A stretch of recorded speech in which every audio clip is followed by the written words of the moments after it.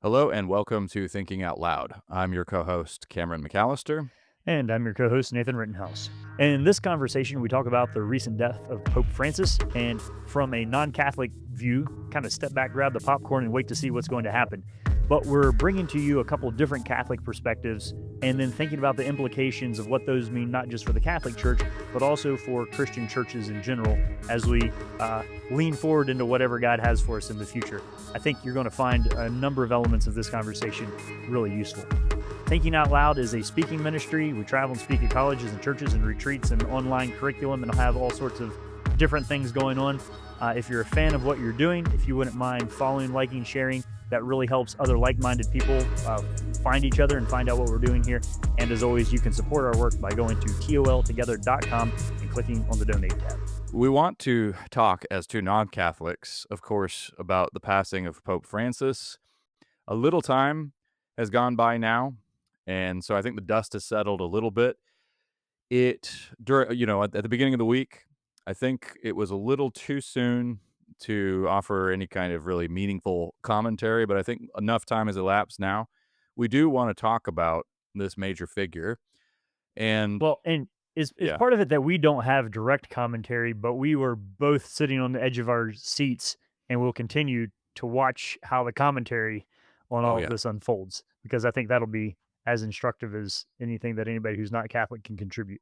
for sure. And all eyes are on Rome right now. This is going to be, we haven't, I think a lot of people haven't, certainly younger people haven't seen the whole process surrounding a new pope. I mean, it was 2013 when Pope Francis, came into his office. So it's been 12 years.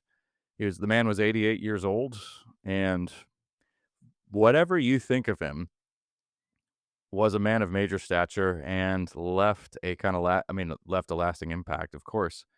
So, as I was thinking about this, Nathan, to get us started in our conversation, there were two I read a couple of different, reflections on Pope Francis, and there were two that really stood out because they painted the contrast between two You were different. looking for it. I was like, Admit it. You were looking for the contrast. all right, I was trying to set that up so discreetly. I was being real suave, but no, it's true. I was looking Everybody for it. knows. Yeah, Everybody knows that there's going to be a wide contrast of opinions here. right. Of course there are. And so, what did I do? I took a look at two publications that are politically and theologically quite divergent. One is First Things, and then the other is Commonweal magazine. Both very respected publications with different D- sensibilities. yeah, Yeah, describe those sensibilities real quick, just to make sure sure. they stay on brand as you lay this out. Sure. I mean, First Things is right of center. Commonweal is left of center. So you've got one that's more conservative, distinctly conservative, and one that is progressive in nature. And so let's start with First Things. So this is George Weigel, who's a very respected figure in among conservative Catholics. But there's one sentence in particular that I singled out from his piece in First Things. So he says this. By contrast, Christian communities whose self-identity becomes incoherent, whose boundaries become porous, and who mirror the culture rather than trying to convert it, wither, and die. So, his working thesis is that Pope Francis did a lot of good, but that he also unsettled many settled issues, specifically about the ordination of people who are in various states of marriage. He used a lot of different kind of diplomatic terminology, but also, I mean, it's well known that Pope Francis was sympathetic, at least in word and deed, toward members of the LGBTQ plus community, toward transgender people, so he ruffled a lot of feathers. He, Well, yeah, didn't we do a podcast on, because what was that thing where like like his idea was the priest could bless a same sex marriage, but it couldn't be a sacramental marriage. There are some things like that where you're like, what exactly is the meaningful distinction that we're making right. here? Some And so I think it technicalities. felt to some people like he was holding one view or position in his role as a pope, but personally had another perspective, and that kind of tugs at the concept of the integrity of papal infallibility and some of those things when you feel like maybe there's a split in the core opinion of what somebody holds positionally and personally, which we're used to seeing in politicians, but maybe not as used to seeing in a pope. And I mean, George Weigel's his argument is essentially that one of the great challenges for those of us who are Christians, and of course he's speaking as a Catholic, for Catholics today is stability. Because in the modern world, to quote Marx, all that is solid melts into air. I often think of the sociologist Zygmunt Bauman, the Polish sociologist's phrase liquid modernity, where everything that appears to be solid and firm and stable ends up just being melted because society, technology, technological revolutions, social revolutions, sexual revolutions, everything keeps moving so fast and boundaries keep being erased so quickly. So, one of the key challenges for people who follow Christ, and certainly for Catholics, is how do we find stability in the modern world? How do we remain faithful? How do we, while continuing to address the key questions and concerns of our age without capitulating? So that's the main Mm. concern of George Weigel's assessment. And he thought that ultimately Pope Francis did more unsettling than settling, that he did not bring that stability and that reform that would allow for real evangelization. Essentially, one of the big arguments that he makes is that people are open to persuasion and evangelism is moving forward in powerful ways, but it doesn't work unless there's a clear alternative. Can All right, hang on before you switch gears here. So this, I think so. If somebody's listened to this point, and they're like, "I'm not a Catholic. Why do I care?" Um, the things we're talking about here are not unique to the Catholic Church. I mean, having a pope is unique in that some way. I mean, other Orthodox systems of patriarchs and stuff, but The challenges of every modernity church, aren't, yeah. every denomination, particularly every denomination that is multinational, you're going to have a tension between the American branch of that and the African branch of Methodist, for example. Um, so this is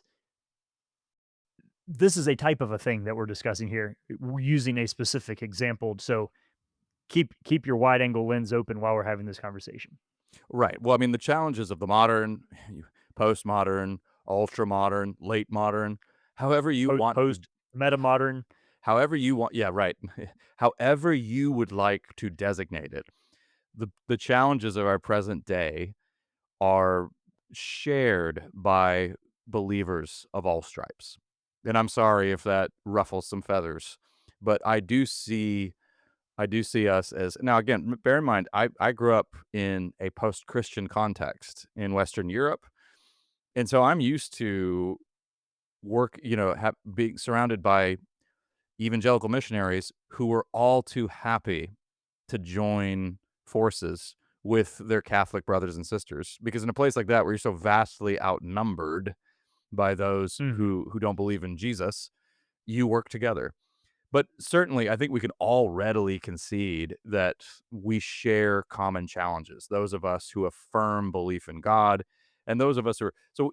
What's interesting, Nathan, is Ross Douthat, who is a thinker. I think both you and I are admire. He has an he Or raise our eyebrows at from time to time. from time to time, as any good thinker will provoke you into doing. But his latest book, I believe it's oh man, I'll look up the title. I should have a title for you, but none I have not read this latest book, so that's why the title's not really You're fresh in allowed my one of those per year. Yes, but I mean, but I have listened to a few interviews. But essentially, so Ross Douthat is himself a conservative Catholic writing at the New York Times. So he finds himself in a strange place, has for many years.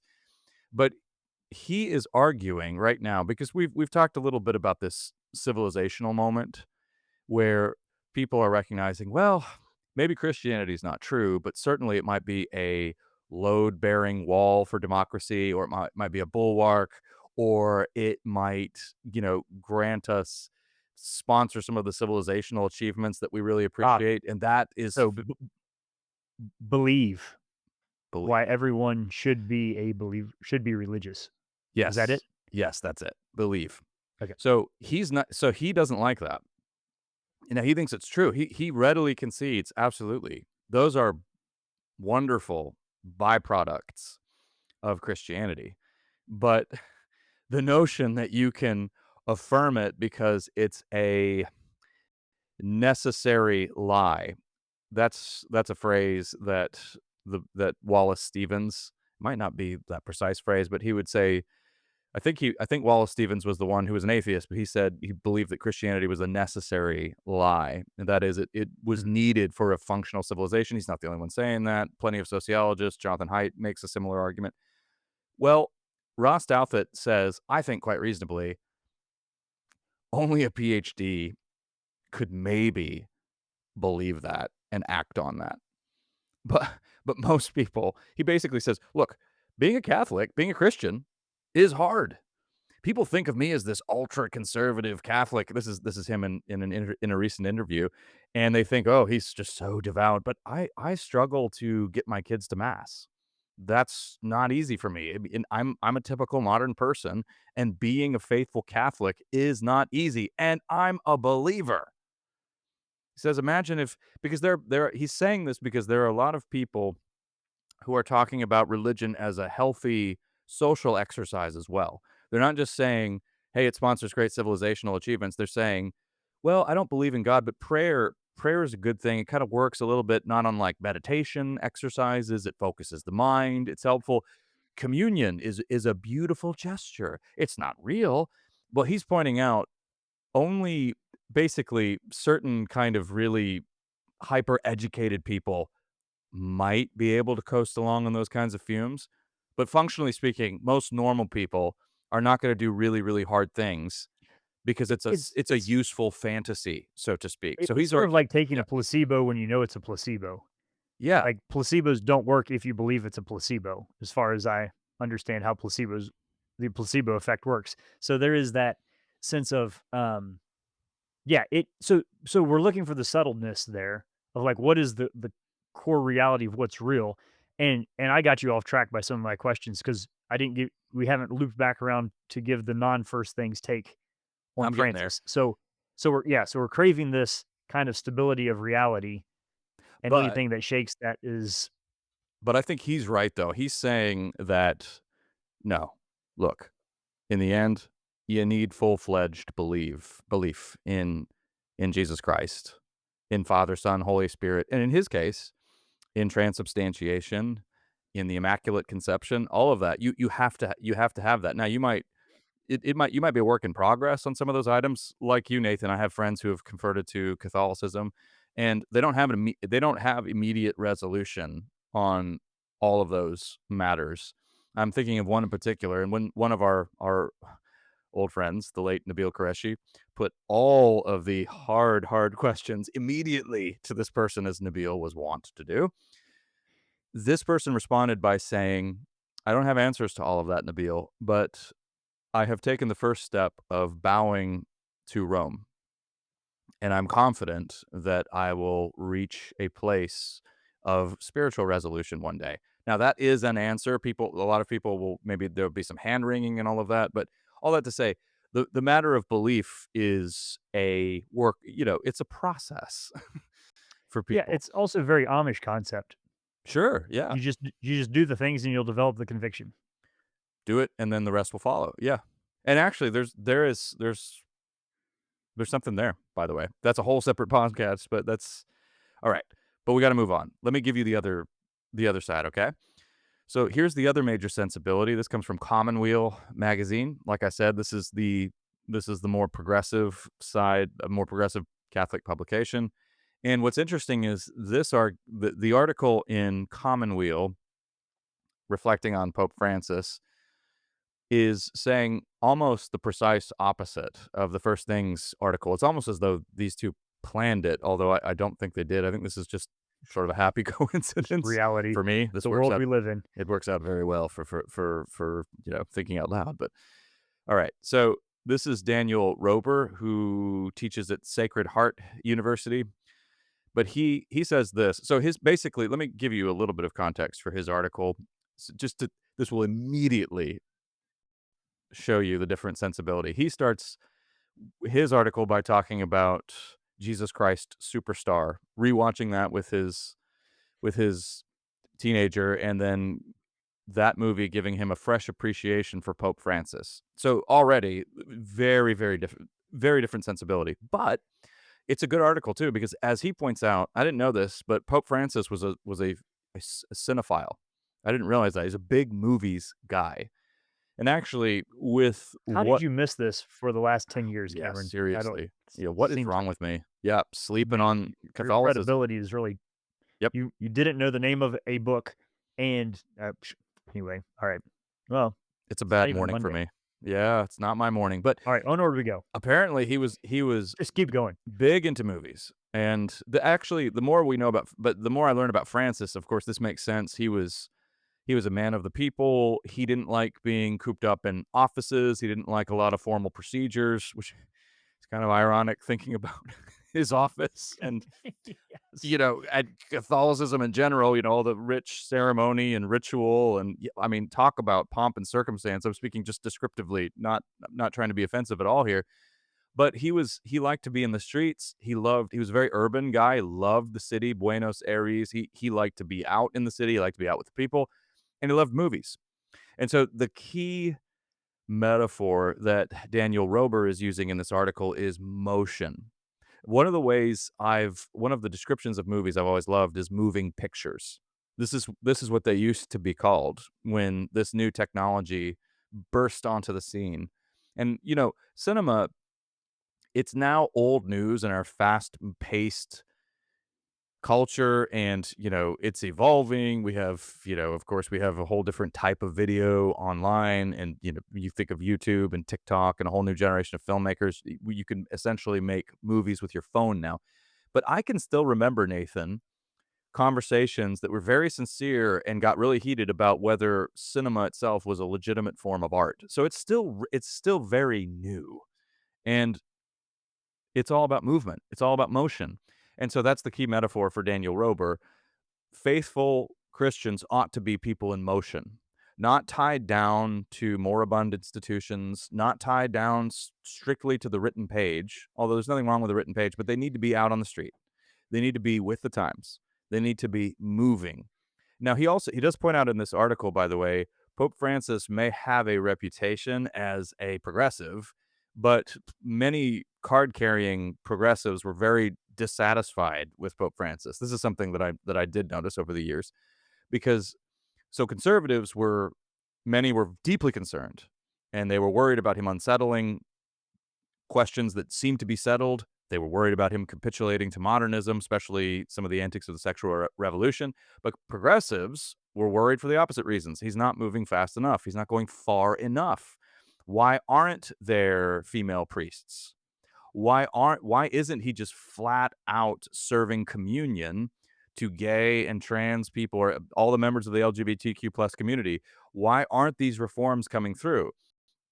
And so in writing, Pope Francis, actually a lot of his publications were quite traditional. And Daniel Rober points that out, but his sensibilities were distinctively more progressive, and he did move. So here's the quote from the Commonweal article, which sounds very different from George Weigel and First Things, but he says, but institutional complacency and navel gazing must be resisted, lest Christendom overwhelm Christianity. So he is concerned for the opposite reasons of George Weigel. He's concerned that the Catholic Church, if it just holds on if it white knuckles those traditions, it will become decadent, corrupt, addicted to power, and that it won't move forward with the times in true compassion, and it won't be open to new movements of the spirit. I know that's a phrase that we've talked about sometimes, Nathan. You're very sensitive to it because you've heard it invoked. It's used by people with a clear agenda, but that's very much the sensibility of this article. And so that kind of sets up, I think, where the real conversation is. I mean, well, where the as everybody awaits the successor, these are the key questions that these two sensibilities are going to come to the forefront. Are we going to have somebody who is going to stabilize Rome, or are we going to have somebody who is going to really push forward and bring in those reforms that seemed to be promised or hinted at by Pope Francis? I think some of the things that I had seen hinted at the idea that maybe Francis had put in place the majority of the people who will end up choosing his successor. So Yes. there are times I think in a leadership in an institutional structure where you have somebody who's taking an organization in a particular direction, though they themselves might not be the name that it's done under, that they lay the groundwork for the coming change. And so depending on the degree to which that's true, I think you could see a pretty massive change in a short amount of time. The flip side of that is there is a rather large conservative lurch, I think, within the Catholic Church, and this ebbs and flows in pockets, globally as it speaks too. So that'll be interesting. I don't know that we can. There's any value in speculating on that. I'm sure some American politician will run their mouth about who they think the next pope will be, and that'll give everybody fits and giggles. But one of the things, just to say in passing, Cameron, is that if you are if you have styled yourself as a progressive or conservative, I don't know anybody who has claimed those identities and is happy. Like progressives are never happy with whatever you get. So you make this change and it's immediately okay. Here's the next thing that needs to be changed. So that's kind of a by definition, you're always progressing on to the next thing. The movement, the motion, the cinema, the moving picture thing very much fits there. You don't necessarily need to have a vision or direction of where you're going as long as you're moving. Um, Change is good. You kind of almost got a little bit of this in the Obama era that, Mm. change is possible, change will happen. And there wasn't as much conversation of like, what do we mean by this? The flip side is that conservatives can be every bit as cantankerous about never being satisfied with anything. The difference is that I think, all right, massively speculating here and help me sort this out, is that conservatives by and large have a vision of something that was lost. So they have clarity on what it is that they don't like, where progressives have a more fluid sense of just not liking things, being the way that they were. So there's a sense in which the conservative element is going to be able to point back to specific things and say we've lost this, and the progressives are going to point to things like, but we don't have this yet. We're fidgety about the things that have never existed, and the fact that we don't have them. And so there is a difference in posture there, but both are deeply. If your identity is wrapped up in either one of those, you're always going to be in an unsatisfied condition and state of being. And so Mhm. that's for what it's worth, just to throw that out there as we go by, kind of loosely using progressive and conservative language there. Um, it strikes me. I don't think as Christians we want to identify ourselves with categories that imply that we're always dissatisfied. We have to take into account that everything, all of our human labors take place within a fallen world and a fallen moral order. Now, I say that as a Christian.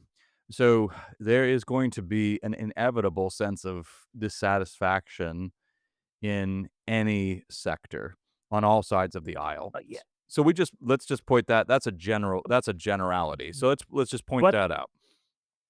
there's a difference here, though. I've joked in the past about when one of my brothers was coaching track for a while and was always amazed by the kids who showed up and then complained that they needed to run at Hmm. track practice. And you're a little bit like, what did you think was going to happen when you joined the track team? Like, running is involved in being on the track team. Is there not a parallel here with the Catholic Church where if you're a progressive and you're frustrated at the fact that the Catholic Church isn't changing fast enough, it's like, why are you like, isn't that the thing that the Catholic Church is known for? Is it's slow. I mean, so by and large, people who want to see a lot of change within a church just become non-denominational or something. Like so the desire to stick within Catholicism but have it conform to our image is counter to the whole core concept of what it means to be Catholic, as far as I can tell from the vibes and the writings and the history of it. So it, S Hmm. so I'm not, like, adverse to the progressive, like, desire there, but on the flip side, you're like, Yeah. you're kind of asking a dump truck to be a sports car here. Alright, it's a dump truck. It's big and it's solid and it hauls a lot of stuff, but it doesn't turn or accelerate quickly. What did you expect? Well, let me comment a little bit on these different sensibilities again, and then come back to that. I think one one sort of observation that kind of gels with what you were saying earlier about the conservative impulse versus the progressive impulse. One way of looking at it would be conservatives are very concerned with protecting, and progressives are very concerned with growing. So protecting and growing. Both are very necessary impulses, but notice so conservatives don't generally have a kind of high theory of everything. That's one of the reasons why they tend to be categorized as anti-intellectual when of course that's not true. But the conservative impulse basically is very focused on the basically it's a sensibility that says it's very hard to build. What we have is precious, what we have is fragile. It's much harder to build and it's much easier to tear down and destroy. By contrast, a progressive mindset is animated. This is really important, by the way. It's animated by a sunnier anthropology. So Hmm. human, that is so incredibly important, and it really has. It's not always clearly stated, but it needs to be. So conservatism is not. Conservatism is animated by a grittier anthropology. So I'm not even using religious language right now.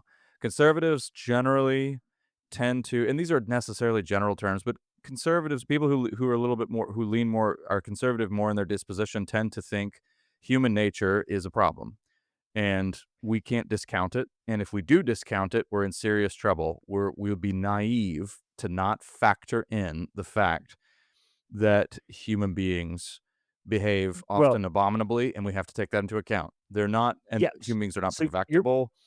Mhm. you're pointing to their different relationships with history also here, Cameron, when you say Absolutely. this. Yes.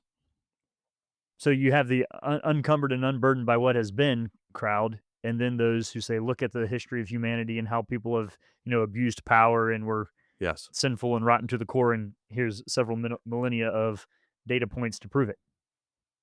So there is in conservatism, true conservatism, theological or otherwise, there's no utopian vision. It does not fit.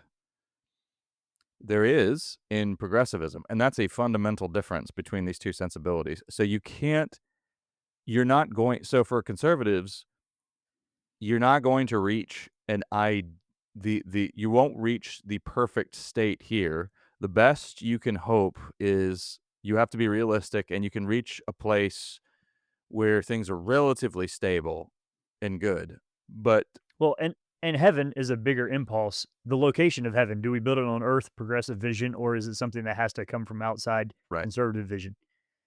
So a key to maintaining that protective spirit for conservatives and all that is to recognize those essential boundaries that are fundamental to human beings and not trespass those boundaries.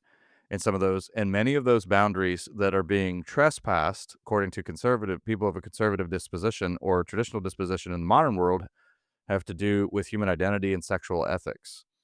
And the trespassing of those boundaries, say a certain group, the conservatives, does not constitute emancipation.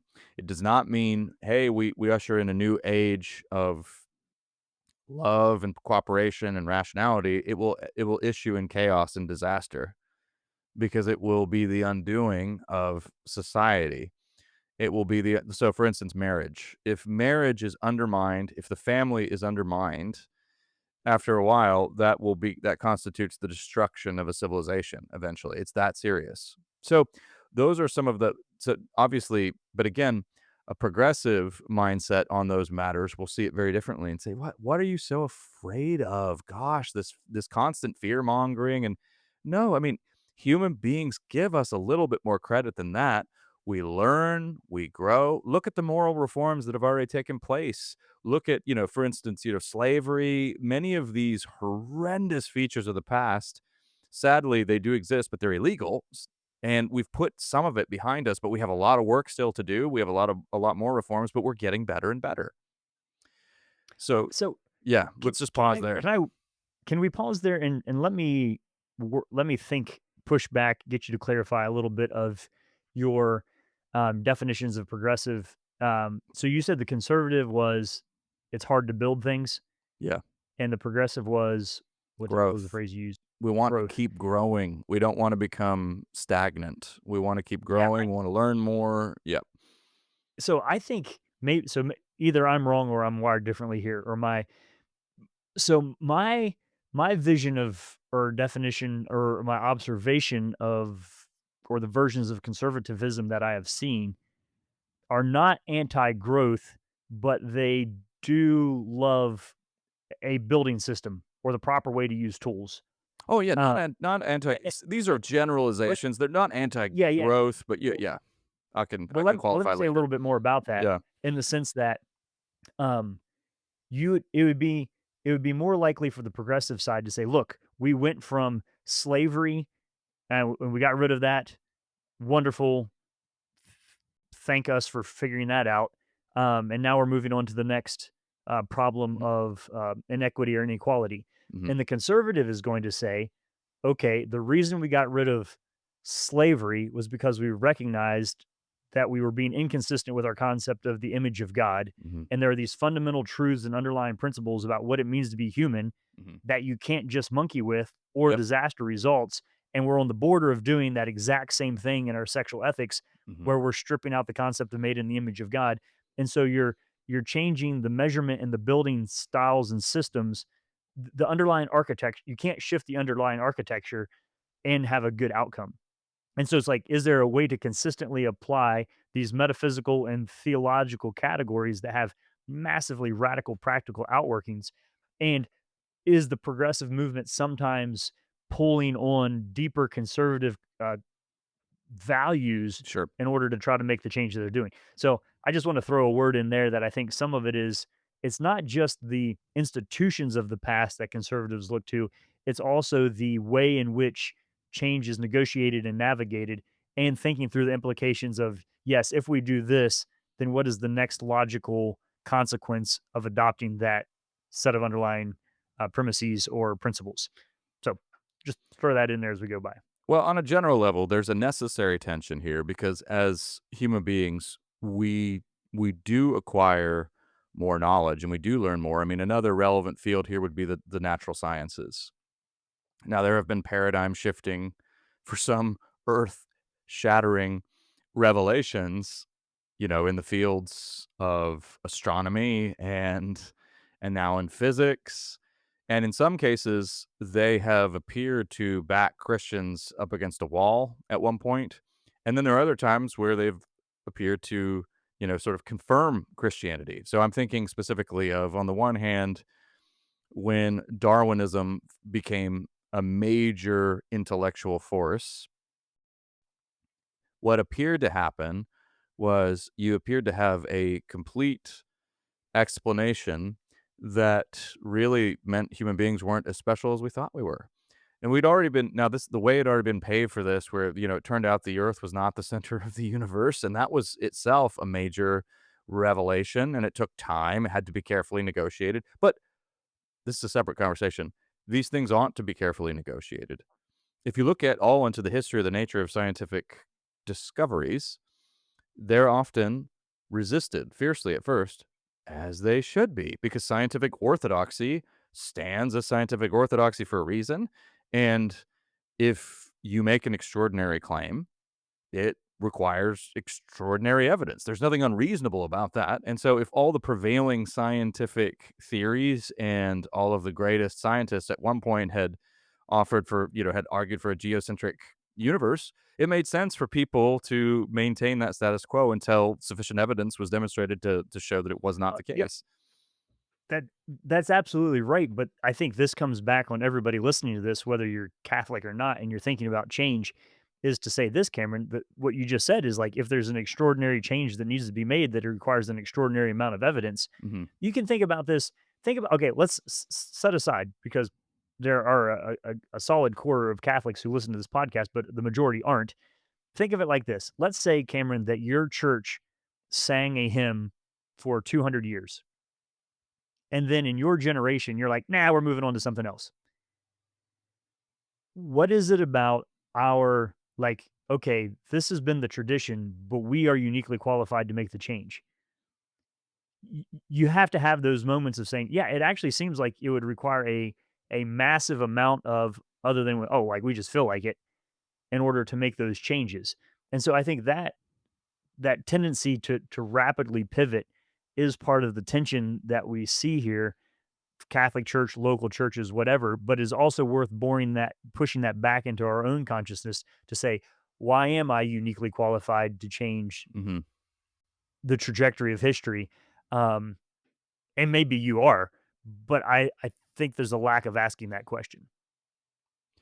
So, I mean, we do need to bring in some meaningful distinctions here. I'm talking about the examples I just gave are pictures of the natural world. And there's a big difference between our understanding of the natural world and our evolving understanding of the natural world and something like human nature. So we can say technology advances, science advances in the sense that we discover more about our world and our universe and its laws. I mean, but there will always be more to discover, of course, but we discover more and we learn. But we will not come to a place where we say, well, human nature is settled now. We have that down pat. Human beings remain mysteries. So here, let me An see if enigma even to ourselves. an enigma even to ourselves. One way, so a book arguing for, sorry if I step on some toes here, that the earth is flat, for instance, or an ancient book arguing for a geocentric You're not model. sorry. Yeah, Not not sorry. sorry, not sorry. So Umberto Eco, the Italian novelist and semiotician, had, I think, a library of in excess of 20,000 books or something like that. He had a whole section of his library dedicated to books of false theories. I mean, bookshelves filled with them. Massive tomes on the geocentric universe or the flatness of the earth or the existence of fairies, you name it. So those books we could say have some value as historical curiosities. They're interesting, but in terms of what their knowledge claims are, they are obsolete. Now, we wouldn't say the same thing though about Shakespeare or Homer's Odyssey or the Iliad, right? Or any great piece of literature. We'd say, well, given what we know about human beings now, that's an obsolete view of human nature. So we don't need it Yeah, anymore. we're not really envious anymore. I mean, Right. that's old school. We're not So so in other words, there are certain things that are perennial, that are universal, that do remain stable. So we can make meaningful distinctions between areas, fields of interest and inquiry where meaningful changes take place and we have to adapt and grow, and others where we need to hold the line and maintain faithfulness to them. The okay. reveal yeah, so yeah, anyway, I'll stop there. Yep. We'll bring this back to the Catholic Church as we come to a close here, I think, Yeah.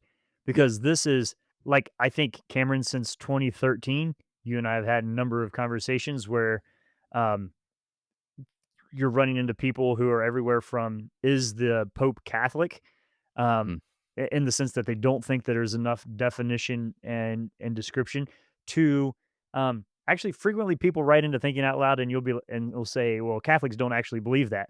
And I'm like, you don't believe that, but it's written. Like Sure. here's the here's the statement of the church. Yeah. And so American Catholicism is a wild attempt at hybridizing the Well, the so much American desire and effect religion for the stability, but is then our autonomy trying to be mapped into that structure, yeah. um, is a so it's that's a different podcast to Mhm. try to sort that out, but, um, Well, yeah, so I mean, Catholicism today, I think, and again, you have to take this with a grain of salt. Neither Nathan nor I are Catholic, and we have a lot to learn here. I mean, we're two sort of we hope informed people who have a lot of common interests with our you're Catholic not a brothers Catholic who reads First Things. sisters. There you go. Right. But so those who hold to a theologically orthodox position would see the revealed word of God. So let me put this in terms I think that most would accept as different centers of authority. Jesus Christ, his word, and his people. So his church, Jesus Christ, his word, and his church. These we can learn more about the living God as he has revealed himself to us, primarily in his word. But these categories are categories that are timeless in the sense that they're not moving in the same way that our scientific knowledge is, or in the same way that our technology is. And by the way, yes, technological acceleration is one of the key features of the modern world. Most of us would readily admit it's not it's a mixed blessing at best. Yes, Well, I mean, in other words, you can move really fast and move in a but if you're moving really, really quickly in the wrong direction, you have a sorcerer's apprentice kind of problem. And a lot of people, by the way, I yeah. mean, just the latest instance of that would be the whole AI revolution. I mean, we don't quite know where all of that's going, but there are plenty of people who are saying, yeah, there are plenty of reasons to be a little nervous here with all of this, and we don't know. Now, and that's just the latest instance of that kind of conversation. It's been happening ever since the Industrial Revolution in earnest. But all that to say, that moving forward isn't necessarily always a good thing if you're moving in the wrong direction. Well, so here's a classic example of this. You said, the theology hasn't developed at the rate of scientific inquiry. It's because the questions haven't changed. Right. So in the Yeah. technological realm, we do like what is the best way to travel at the fastest speed? Yes. Um, that'll be a continuously Wait, developing question Nathan. for the rest of our lives. What are the questions? Let's name some of those questions, though. The questions that don't change. Okay, well let me frame it with this story. So here, let's throw a Grandpa Rittenhouse quote in here. He would say that if you look at the teachings of Jesus, it provides a structure for how to treat the other, whether you're riding on a rocket or a donkey. Yeah, that's very, So very good. As is, two there, it's two always good. That's great.